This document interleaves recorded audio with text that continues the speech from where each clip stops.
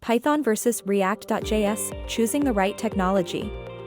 Did you know that React.js was the most used web framework in 2024, with a 40.14% share? On the other hand, Python remains one of the top 3 popular programming languages in 2024. But which is the right choice for your project?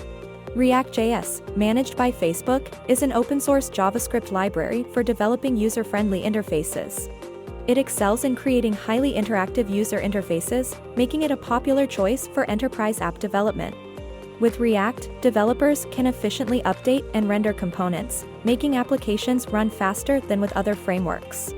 Meanwhile, Python is a versatile programming language suitable for mobile and web-based applications.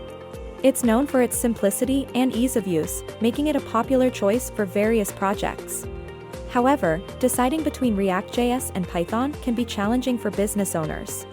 React.js utilizes JSX for quick HTML and JavaScript creation, along with virtual DOM to enhance speed and flexibility.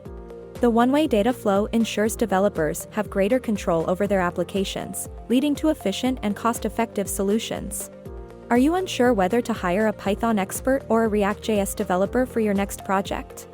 Visit our website to explore more insights and make an informed decision. Learn more at our website.